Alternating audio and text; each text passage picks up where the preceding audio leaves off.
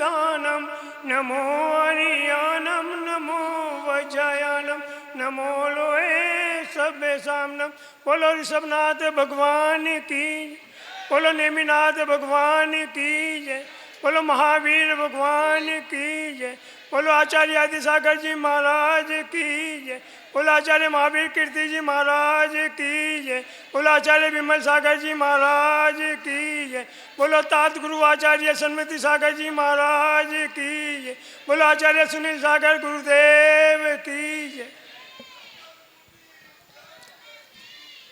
सुनील सागर नाम हमें प्राणों से भी प्यारा है, सुनील सागर नाम मेरे जीवन का सहारा है। सुनील सागर नाम, एक समय पर भोजन लेते उसी समय पर पानी, एक समय पर भोजन लेते उसी समय पर पानी, उसमें भी आ जाए अंतराय ना भोजन ना पानी। सुनील सागर नाम हमें प्राणों से भी प्यारा है, सुनील सागर नाम मेरे जीवन का सहारा है। बोला आचार्य सुनील सागर गुरुदेव की जय। भव भव में है गुरुवर हम तेरे ही शिष्य रहे, जब तक ना मुक्ति मिले तेरा साथ अवश्य रहे। मोक्ष मार्ग की चाबी आपने सन्मति गुरुवर से पाई, हमें वहाँ तक पहुँचाने की कृपा करो ए गुरुराई। तब चरणन की पूजन से तब संयम की राह मिले, भव भव में है गुरुवर हम तेरे ही शिष्य रहे, जब तक ना मुक्ति मिले तेरा साथ अवश्य रहे। बोलो आचार्य सुनील सागर गुरुदेव की जय। हम तो जब से आचार्य श्री ने दीक्षा दी धन्य हो गए। हमें कभी भी आचार्य श्री का ना तो उससे पहले नाम सुना था, ना हमने कभी आचार्य श्री के दर्शन किए थे, ना शकल जानते थे। हमें कुछ नहीं पता कि आचार्य सुनील सागर जी कौन हैं, कहाँ रहते हैं, किस संघ में हैं, कुछ नहीं पता था हम मेरे को। मैं तो दिल्ली से पुलक सागर जी महाराज के पास जिन शरणम गया था, वहीं पे जाके रहूँगा, उन दीक्षा लूँगा, वहीं पे सेवा करूँगा। परंतु वहाँ पर मेरे को माहौल नहीं जमा और मैं वहाँ से, किसी ने बताया, चूड़ी वाले थे, उन्होंने बताया कि आचार्य अगर त्याग तपस्या करनी है तो आचार्य सुनील सागर जी महाराज हैं उदयपुर के अंदर, वहाँ पे चले जाओ, वहाँ पे दीक्षा ले लो। अगर साधना करनी है और खाना पीना है, मौज करना है तो यहीं पे पुलक सागर जी के पास में रहो।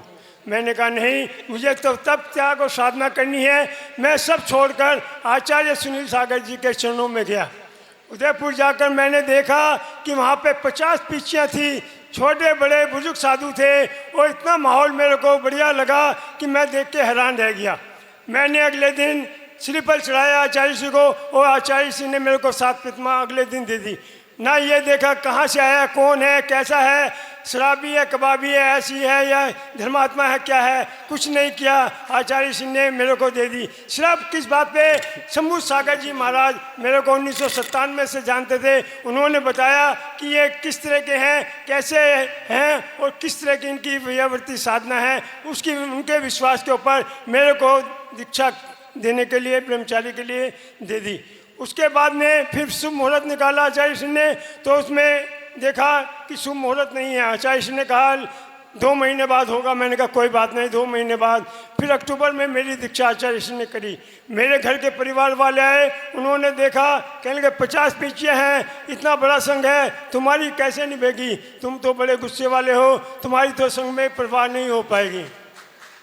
मैंने कहा नहीं, संघ इतना बढ़िया है, इतना आचार्य श्री का वात्सल्य है, इतना संघ सारे के सारे सब बुजुर्ग साधु इतना प्यार करते हैं, सबको सब में बहुत प्यार है, यहाँ पे ऐसी बात नहीं है। हमने इतने साल से देख रहे हैं और परंतु जो अब देखा है वो कहीं नहीं होगा। फिर घर वालों ने 2 दिन देखा, वो भी देख के हैरान रह गए। कहने लगे इतना बढ़िया संघ और इतनी चर्या और इतनी क्रिया, सब देख के वो भी हैरान रह गए। उन्होंने कहा आपने आचार्य सुनील सागर का संघ बहुत अच्छा देखा और ऐसा संघ कहीं मिलने वाला नहीं था। परंतु उन्होंने आचार्य श्री को कहा, आचार्य श्री ने कहा तेरे को क्षुलक दीक्षा देंगे। फिर आचार्य श्री ने कहा नहीं, मुनि दीक्षा देंगे। और आचार्य श्री ने सीधी मेरे को मुनि दीक्षा के लिए हाँ कर दी। परंतु घर वाले आए, घर में बीबी लड़के वगैरह ने, घर वालों ने कहा आचार्य श्री ये तो अंगूठा टेक है, इसको कुछ नहीं आता, इसने कभी शास्त्र का ज्ञान नहीं किया, इसे मुनि दीक्षा मत दो, अभी इसको क्षुल्लक दीक्षा दो। आचार्य श्री ने कहा लोग बाग तो कहते हैं और उपाधि ऊँची दो, और ये तुम नीचे गिरा रहे हो, मेरे को बुलाया, बोल क्या विचार है। मैं कहा जैसे आपकी आज्ञा है, तुम्हारे घर वाले नहीं चाहते तुम मुनि बनो, तुम क्षुल्लक ही रहो। मैंने कहा जैसे आपकी मर्जी है। फिर आचार्य जी ने देखा और मेरे विनम्र भाव साख तपस्या देखी कि मैं रात को उस टाइम भी 12-1 बजे तक साधना करता था और एक टाइम ही भोजन लेता था, उसके अलावा कुछ नहीं करता था और किसी से कोई मतलब नहीं था। आचार्य ने साधना देखी 2 महीने, तो आचार्य जी ने कहा मुनि दीक्षा दे दो, और आचार्य जी ने मेरे को मुनि दीक्षा दे दी। और उसके बाद में अब तक मेरी 3 बार समाधि हो गई थी, सिर्फ आचार्य श्री के आशीर्वाद से मैं बचा हूँ। अभी किशनगढ़ के अंदर 12 उपवास किए थे, 12 उपवास के बाद में पालना हुआ। पालना के समय मेरे को होश नहीं था, 2 दिन तक बेहोश रहा और समाधि का पूरा हो गई थी तैयारी। और दिल्ली से भी बुला लिए थे कि तुम उनकी समाधि होनी है और तुम आ जाओ, दिल्ली वाले भी आ गए थे। परंतु आचार्य श्री के आशीर्वाद और मुनियों की पूरी कृपा की वजह से मैं आप लोगों के सामने बिल्कुल स्वस्थ हूँ। ऐसा आचार्य श्री का वात्सल्य है। आपके घर में 2 भाई साथ नहीं रह सकते, और आचार्य श्री का स्वभाव देखो कि 60-60 पीछे कैसे साथ में लेके चल रहे हैं, कितना ख्याल रखते हैं सबके, छोटे साधु बड़े साधु सबका ख्याल रखते हैं, बीमार भी हैं दुखी भी हैं, परंतु कोई इतना ख्याल वात्सल्य नहीं करता जितना आचार्य श्री सबका ख्याल करते हैं। परंतु देखने वाली बात यह है कि आचार्य श्री के दिल में ये मतभेद नहीं है कि ये छोटा है बड़ा है, कहाँ से आया कौन है, सबका ही ख्याल एक तरह से ख्याल करते हैं। बिल्कुल भी उनको सबकी चिंता रहती है, किसी के लिए भी भेद नहीं है। और जितने भी साधु हैं, कोई भी छोटे मोटे घर से या दुखी होकर नहीं आया कि चलो भाई यहाँ खाने को नहीं है, दुखी हैं, आचार्य श्री के संग में चलो माल खाने को मिलेंगे, वहाँ पे रहेंगे। परंतु ऐसा नहीं, सब अच्छे परिवार से हैं, संपन्न परिवार से हैं, पढ़े लिखे उत्तीर्ण हैं, अच्छी पदवी पाने वाले हैं, कोई सबके सब आके आचार्य श्री के संग में रह रहे हैं। एक खास बात हो रहा है विश्व के अंदर, आप देखिए कोई भी साधु आचार्य बुजुर्ग साधुओं को दीक्षा नहीं देता। सब कहते हैं युवा हैं और दीक्षा लें, साधना करें, परंतु आचार्य श्री का स्वभाव देखो कि बुजुर्ग साधुओं को दीक्षा देते हैं। आपके घर में भी अगर मम्मी पापा हैं, बुजुर्ग हैं और उनको खांसी बीमार है, कहते हैं बुढ़ा है, रोजाना खांसा रहता है, परेशान करता है, कब मरेगा कब खटोला खाली होगा। परंतु नहीं, आचार्य जी कहते हैं आप परेशान हैं दुखी हैं तो अपने मम्मी पापा को हमारे संग में भेज दीजिए, उनका ख्याल दीक्षा देके उनका कल्याण करेंगे, उन्हें देवगति की प्राप्ति होगी। कितना वात्सल्य है। जितने भी बुजुर्ग साधु होते हैं, अभी यहीं पे आपके यहाँ पर अहमदाबाद ने अभी दीक्षा दी, बीमार थे और उन्हें बिल्कुल होश नहीं था, अस्पताल गए, ऑक्सीजन ग्लूकोज चल रहा था, वो आए और आचार्य से निवेदन किया और उनको दीक्षा दी और 3 दिन के अंदर उनकी समाधि हो गई। उन्हें परिवार वालों को भी नहीं पता चला कि आचार्य श्री ने और पूरे संघ ने उनकी सेवा करके किस तरह से उनकी समाधि करा दी। पीछे भी ज़्यादा से ज़्यादा समाधियाँ बुजुर्ग साधुओं की आचार्य श्री कराई है। तो कितनी तपस्या और त्याग वाली बात है और कितनी गौरव की बात है। विश्व का अधिकार है, कितनी साधना और तपस्या करते हुए आचार्य श्री 24 घंटे में 20 घंटे मौन रहते हैं। ये समझो बस सोने के टाइम में सोते हैं, बाकी मौन ही रहते हैं, किससे कोई मतलब नहीं, वास्ता नहीं। कभी भी आचार्य श्री का ये नहीं कि ये करोड़पति है, ये मंत्री है, ये राजा है, ये सेठ है तो आजा कमरे में अलग से बात करेंगे, और ये गरीब है दुखी है तो इसे ही बाहर बिठा दे, अभी टाइम नहीं है मेरा मिलने का। आचार्य श्री में ऐसा मतभेद नहीं है। आचार्य श्री भी सबको एक निगाह से देखते हैं, और परंतु आचार्य श्री उनका अवश्य ख्याल करते हैं। जो गरीब है दुखी है परेशान है उसकी पहले सुनते हैं और उसका दुख दर्द दूर करने की पूरी कोशिश करते हैं, और पूरा दुख दर्द ठीक होता है।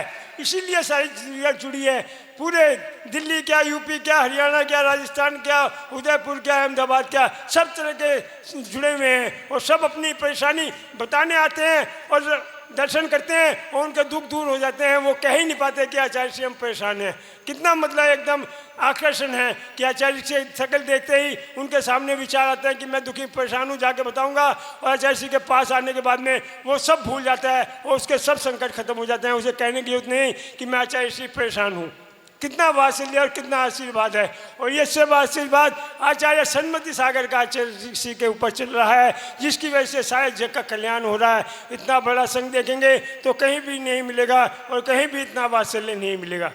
और सोचने वाली बात यह है कि जो भी आता है किसी भी चीज़ में आचार्य श्री का प्रोजेक्ट नहीं है कि मेरे को कोई स्थान बनाना है, कोई मंदिर बनाना है, कोई धर्मशाला बनानी है या कोई भी है। और संघ में भी कोई लैपटॉप नहीं है, मोबाइल नहीं है, पंखा नहीं, कूलर नहीं, एसी नहीं, किसी चीज़ की भी कोई छूट नहीं है। सब तपस्या, साधना और त्याग है। और जितने उपवास आचार्य सिंह के संघ में साधु करते हैं, किसी भी संघ में इतने उपवास कोई भी साधु नहीं करता। ये भी कितना बड़ा विश्व रिकॉर्ड है। और एक विश्व रिकॉर्ड और इस अहमदाबाद की नगरी में आचार्य श्री ने करा है कि चतुर्मास में मंगल कलश स्थापना के ऊपर 5 करोड़ जाप करने का घोषणा करी गई है। आज तक किसी ने भी 5 करोड़ जाप नहीं करी होगी। सिर्फ आचार्य श्री के आशीर्वाद से 5 करोड़ जाप हो रही हैं, जो पूरे विश्व में आज तक नहीं हुई। और ये आचार्य श्री के आशीर्वाद से जाप हो रही हैं। हमने दिल्ली के अंदर 1.25 करोड़ जाप कराई थी 8 दिन के अंदर नमो काल मंत्र की। आचार्य भावबल की संघ की माता जी थी, सुखदेवी सुज्ञानी माता जी, परंतु उस टाइम 5 दिन के अंदर मैंने 1.25 करोड़ जाप करवा दी थी जनता को। 24 घंटे भीड़ लगी रहती थी, लोग बाग 12 बजे तक जाप करते रहते थे। और सारी रात फिर माता जी और सब साधु भी, सावक भी जाप करते थे। 5 दिन के अंदर 1.25 करोड़ जाप दिल्ली के अंदर हो गई थी नमो काल मंत्र की। कितनी बड़ी बात है। माता जी ने कहा था 2.5 करोड़, हम डर गए, माता जी 1 करोड़ नहीं होंगी, आप 2.5 करोड़ की बात कर रहे। परंतु जब हमने देखा कि 1.25 करोड़ जाप 5 दिन के अंदर हो गई, तो मैं चाहता हूँ अहमदाबाद वालों, आप श्रद्धा से लगन से जाप करो, आपका भी कल्याण होगा। और जितने मंगल कलश हैं सब शुद्ध होंगे, उत्तीर्ण होंगे और अच्छे लाभ फलदायक होंगे और उसको सबको लाभ मिलेगा। और जितने भी जाप करेंगे उससे सबका कल्याण होगा, कोई इसमें परेशानी नहीं है। मेरी भावना, अगर आप अहमदाबाद वाले पूरा साथ दोगे तो आचार्य श्री ने 5 करोड़ जाप कहा है। मैं पूर्ण विश्वास के साथ कहता हूँ 11 करोड़ जाप करवा के दिखाऊंगा आपके अहमदाबाद के अंदर। परंतु आप लोगों को सबको सहयोग देना होगा, आना होगा। परंतु यहाँ पर कोई जाप देने वाला नहीं आ रहा, कोई युवा मंडल नहीं आ रहा, कोई महिला मंडल नहीं आ रहा, कोई समाज के प्रतिष्ठित आदमी नहीं आ रहे। जिनके कलश हैं वो भी जाप करने नहीं आ रहे, तो कैसे मंगल शुद्ध होंगे, कैसे 5 करोड़ जाप होंगी। तो मैं आप सबसे कहता हूँ कि सबके सब श्रद्धा से है और उसमें जाप करें और अपना कल्याण करें।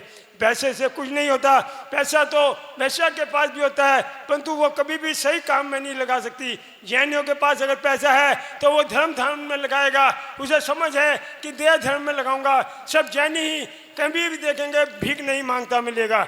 और जैनी भी कभी चतुर्मास कराएगा, पंच कल्याण कराएगा, मंदिर बनवाएगा तो रसीद काटने नहीं जाएगा।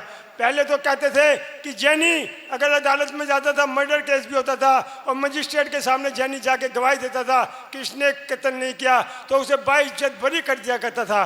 परंतु आजकल जैनी ऐसे हो गए जो झूठ बोल के जैनों के नाम के धब्बा लगा रहे हैं। तो हमें ऐसे नहीं करना, हमें महावीर स्वामी के पक्षियों पर चल के अच्छे संस्कार देके और नाम करना है। कभी भी देखे जितने धर्मशाला बनी है, अनाथ आश्रम बने हैं, गौशाला बनी है, सब जैनियों ने बनवाई है और किसी ने इतनी नहीं करी। सब जैनी ऐसे हैं जो दयावान हैं और धर्म के प्रभाव पर चल के धर्म का कल्याण करते हैं। पूरे जग में नाम है तो जैनियों का नाम है कि जैनी बड़े धर्मात्मा होते हैं। क्यों होते हैं? क्योंकि जैनी धर्म में पैसा लगाते हैं। तो भगवान एक पैसे लगाओगे तो 1 करोड़ रुपये देगा, तो इसलिए पैसा मिलता है भरपूर। जैनी सारे के सारे भले चंगे हैं, सब है करोड़पति हैं, अरबपति हैं, परंतु जो उन्हें गलत धारणा पे लगाता है वो सब दुखी रहता है। सो सही मार्ग पे पैसा लगाता है वो सुखी रहता है और धर्म बढ़ता ही बढ़ता रहता है। और मैं बता दूं, आचार्य श्री आए हैं, ना आपसे नोट मांगने हैं, ना वोट मांगने हैं, ना सपोर्ट मांगने हैं। अहमदाबाद वालों, अगर आचार्य श्री आए हैं तो अहमदाबादियों का दुख बांटने आए हैं और उनको खुशियां देने आए हैं, उनकी परेशानियां दूर करने आए हैं। आचार्य श्री आपके अहमदाबाद में उन्हें किसी के नोट की और वोट की सपोर्ट की जरूरत नहीं कि मेरा प्रचार करो, मेरा एडवर्टाइजमेंट करो और मेरे बारे में पोस्टर छपाओ। किसी भी चीज़ की लालसा नहीं कि मेरा स्टेज कैसा हो, टूटा हो, फूटा हो, कैसा भी हो। आचार्य श्री को ऐसी कोई भावना नहीं है। उनको तो सिर्फ भावना है कि आओ प्रवचन सुनो, धर्म पर भावना करो और धर्म लाभ लो, अपना कल्याण करो। बस सिर्फ आचार्य श्री का यही आशीर्वाद देता है। इसके अलावा आचार्य श्री को किससे कोई लेना देना नहीं है। आचार्य श्री का मनुष्य तो मनुष्य पे, जीवों पर भी इतना भाव है कि वो किसी भी जीव की छोटी सी चींटी तक के भी हिंसा नहीं होने देते। हम जा रहे थे शिखर जी के लिए, वो गिरनार जी के लिए, तो सड़क पे दोनों साइड में ऐसे जीव पड़े थे जैसे किसी ने गुलाब के फूल फैला दिए हों। तो आचार्य जी ने उसी टाइम देखा तो आचार्य जी ने रॉन्ग साइड पे चलने का निर्णय लिया। लोग बात करने लगे, रॉन्ग साइड क्यों चल रहे हो आचार्य जी, दोनों तरफ जीव हैं। तो आचार्य जी हंसे मुस्कुराए और वहाँ पर ईडर के लिए पहुँचे। जब वहाँ पहुँचे तो पूछा कि आचार्य जी रॉन्ग साइड क्यों चले। तो आचार्य जी ने कहा रॉन्ग साइड पे ज़्यादा जीव थे और जहाँ सीधे चले थे वहाँ पे कम जीव थे। जो ट्रक वाला आएगा वो ज़्यादा जीवों को नहीं बचा पाएगा, वो सबको कुचलता हुआ चले जाएगा। हम साधु चलेंगे और श्रावक चलेंगे तो उन जीवों को बचाते हुए चलेंगे। तो कितनी करुणा है आचार्य जी के अंदर कि थोड़े से भी जीव की हत्या ना हो। परंतु हम नहीं चाहते, हम तो ध्यान नहीं देते, बस अपनी मौज मस्ती में लगे हुए हैं। अपनी मौज मस्ती को त्यागो और ध्यान करो। ये 4 महीने आपके लिए ऐसे कैसे हैं कि आप याद करेंगे कि अहमदाबाद में आचार्य श्री आए थे और संघ आया था और हम निर्वस रह गए, हमने बिल्कुल भी लाभ नहीं लिया। फिर पछताने से कुछ नहीं होता। जब चिड़िया चुग गई खेत, और आप अपने बच्चों को संस्कार दो। मैं देख रहा हूँ अहमदाबाद के बच्चे ही नहीं आ रहे। अरे बच्चों को आप सिखाओगे तभी धर्म की प्रभावना होगी, आपसे कुछ नहीं होने वाला। बच्चों की उंगली पकड़ के आप अगर ले जाओगे मंदिर में तो बुढ़ापे में भी बच्चे आपको ले जाएंगे। अगर बच्चों को अभिषेक करना सिखाओगे तो वो मशरा मार नहीं पिएंगे। आप बच्चों को संस्कार दो। अरे उनके लिए पैसे जोड़ रहे हो, पैसे जोड़ने से कुछ नहीं होता। कूद कपूत क्यों धन संचय, कूद सपूत क्यों धन संचय। अगर आपके पास पैसा है, आपने लड़के को दे दिया, उसके नसीब में नहीं है, वो नालायक है, तो सब पैसा बर्बाद कर देगा। अगर आपका लड़का लायक है, समझदार है, धर्मवान है, तो वो आपके ना देने पर भी रईस करोड़पति हो जाएगा। उसके संस्कार, प्रभु के संस्कार उसके साथ चलेंगे, उसी से उसका कल्याण होगा। और कुछ हमारे साथ जाने वाला नहीं है। मैं यही चाहता हूँ कि आप जाप में सम्मिलित होकर अपना पुण्य जगाएं। उसमें 7 नाम समाज वालों ने कहा, 7 नाम जो ज़्यादा जाप करेगा उनको मिलेंगे और बाकी जो जाप करेंगे उनको भी 7 प्राइज मिलेगा। इसलिए सब जाप में जुड़कर अपने कल्याण करें। बोलो आचार्य सुनील सागर गुरुदेव की जय।